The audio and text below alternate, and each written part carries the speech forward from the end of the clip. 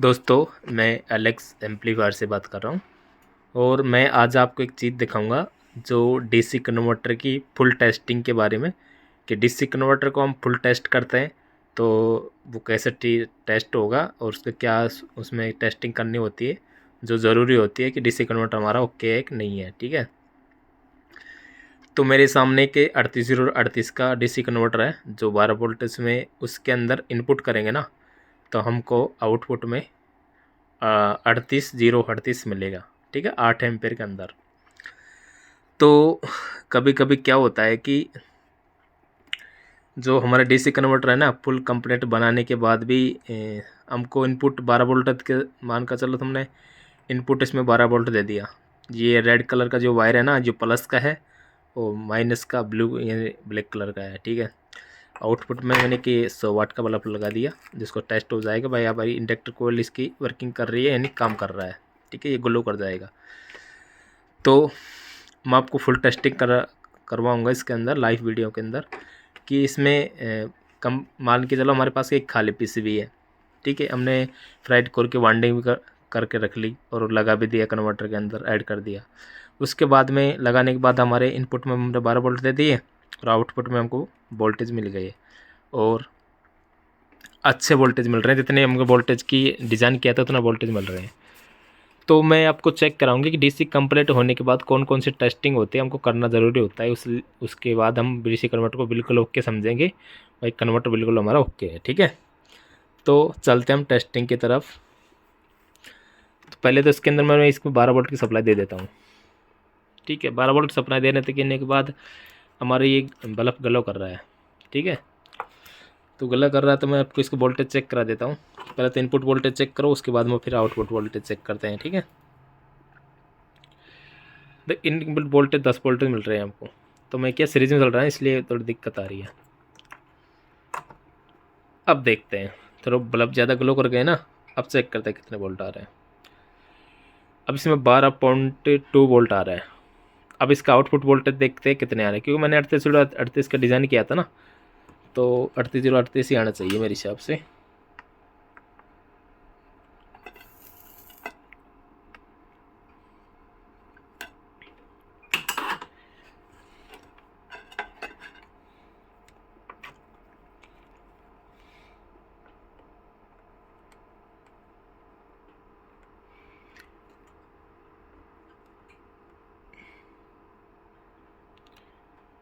ठीक है, एक मैंने ग्राउंड का लगाया है। इसके मीटर के जो ब्लैक प्रूफ है जो मैंने ग्राउंड का लगा दिया और जो रेड प्रूफ है जो मैंने प्लस का लगा दिया। ठीक है, आप देख सकते हो कि कितना आपको 37 वोल्ट और कुछ पॉइंट में आ रहा है।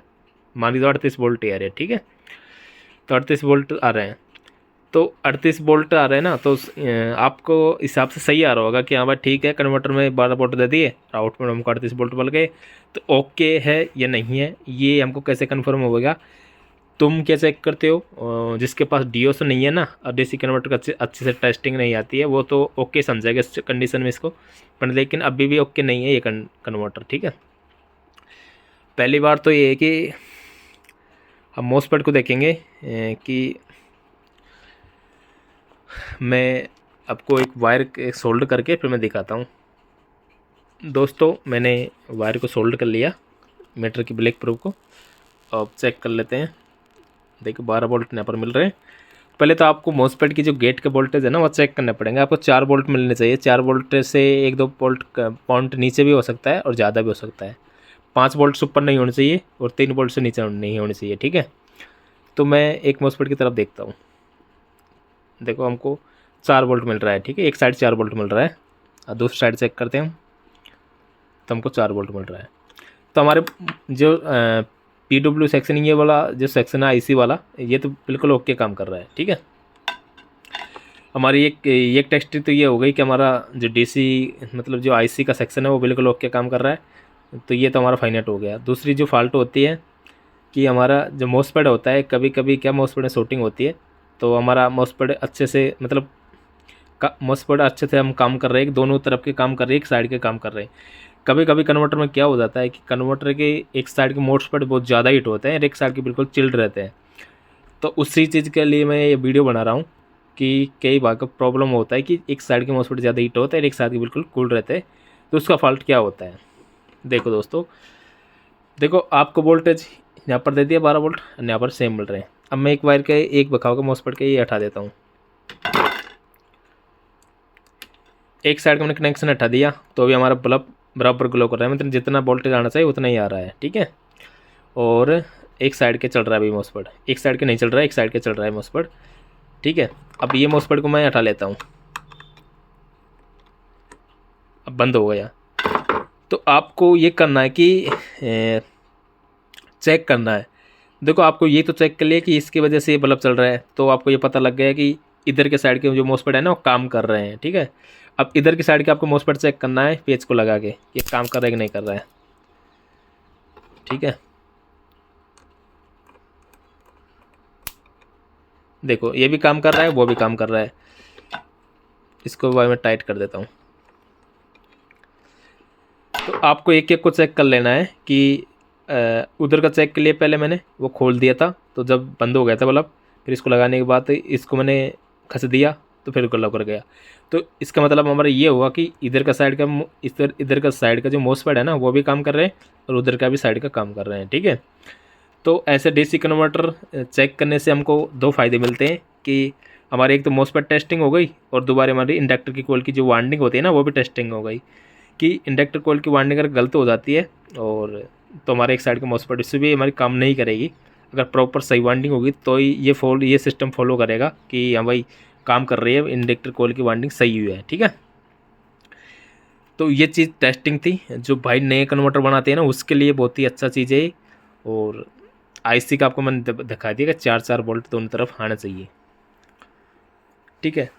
तो आपको समझ में आ गया होगा कि डीसी कन्वर्टर को रिपेयरिंग करना ज़्यादा बड़ी बात नहीं है। तो इसमें दो ट्रिक है, बस थोड़ा ट्रिक को समझ जाओ फिर डीसी कन्वर्टर आपको रिपेयर, जो काम आधे घंटे का होगा वो काम आप 10 मिनट में कर सकते हो, ठीक है। और दूसरी बात ये है कि मान के चलो हमारा मॉस्फेट ये काम नहीं कर रहा ना, तो भी आपको आउटपुट में वही वोल्टेज मिलेंगे जितने वोल्टेज आपको मिलने चाहिए थे। इसको एक साइड का काम करे या ना करे तो भी आपको वोल्टेज प्रॉपर मिलेंगे।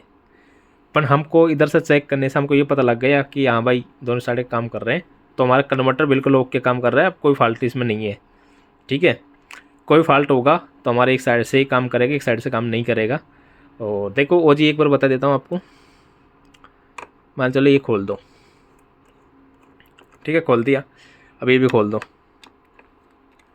बल्ब बंद हो गया ना, तो देखो आपको पता लग गया कि ये काम कर रहा है, ठीक है। इसको वापस ओपन कर दो, अब इसको खद दो, ठीक है। आपको ये पता लग गया कि ये भी काम कर रहा है, ये भी काम कर रहा है, तो इसको टाइट कर दो। तो ऐसे चेक होता है कन्वर्टर। तो ये चीज़ है जो मैंने आपको बताई है। और मेरे भाई जो पहली बार वीडियो को देख रहे हैं तो यूट्यूब चैनल को सब्सक्राइब करें और वीडियो को लाइक करें, क्योंकि ऐसी में नॉलेज वाले आपको वीडियो कन्वर्टर के मामले में और डीसी कन्वर्टर और हमारा एम्पलीफायर होता है उसको मैं रिपेयरिंग के बारे में सब कुछ बताऊँगा। और हमारे क्लास AB को जो ब्रिज कैसे करते हैं और इसकी बाइसिंग वोल्टेज कैसे चेक किया जाता है और इसमें DC वोल्ट को कैसे ठीक किया जाता है, मैं आपको कल वीडियो डालेगी इसके अंदर आपको मत बताऊंगा सारी बातें, ठीक है। क्लास AB के बारे में आपको फुल नॉलेज दूंगा और DC कन्वर्टर के बारे में आपको फुल नॉलेज दूंगा।